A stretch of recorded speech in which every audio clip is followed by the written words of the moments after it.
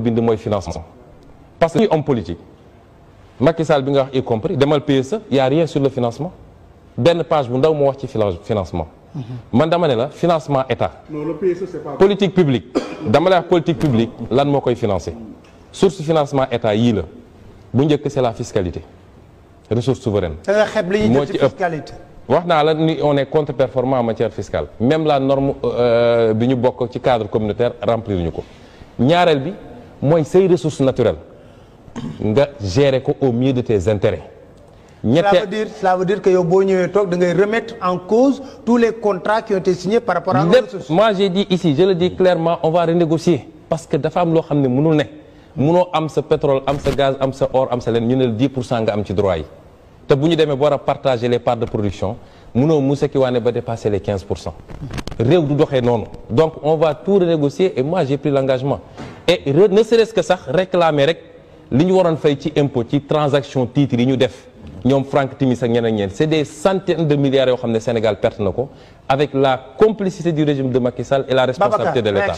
ma del non ñetteel bi pareegu ma ci financement bi c'est extrêmement important ñetteel bi mooy sa monnaie nga mun a am monnaie boo xam ne da nga koy adapté ci sa économie mun a am un taux de change boo xam ne dafay nekk en deçà. mais est-ce que le Sénégal mën na jël moom rek le risque génn ci franc CFA seul. lu ko tere lu ko dara terew ko. bon foofu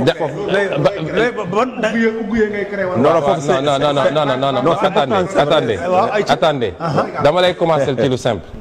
Afrique 54 pays la je crois. 14 pays ñoo ci am franc CFA.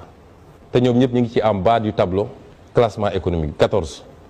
Côte d'Ivoire moo ci nekk tuuti ci kaw Sénégal mi ngi 27e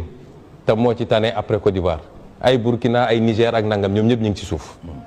Maroc lan mooy monem Algérie lan mooy monem Rwanda lan mooy monem Kenya barki démb dégg nga leen ñu ne léegi ñoom dootuñu leb sax ci devise étrangère seen monnaie le shilling la ñuy lebee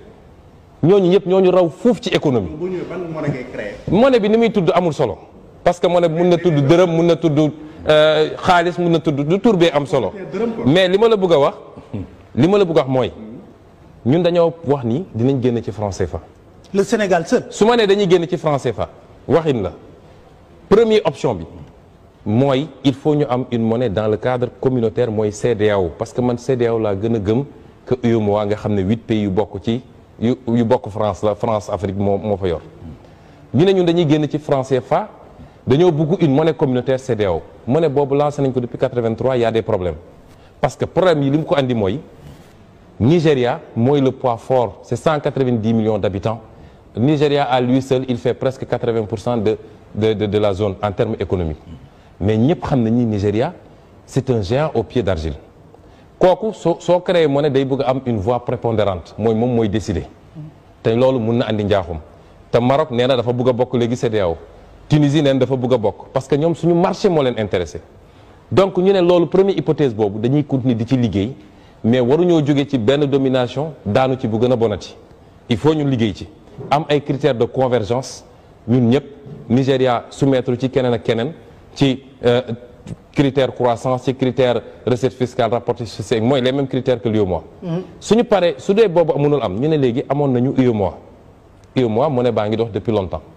suñu nee génn ci CFA mooy France la ñu bëgg mu génn ci CFA bàyyi ñëw suñu CFA. comment nan la France mën a génne ci mooy na génn ci conseil d'administration bi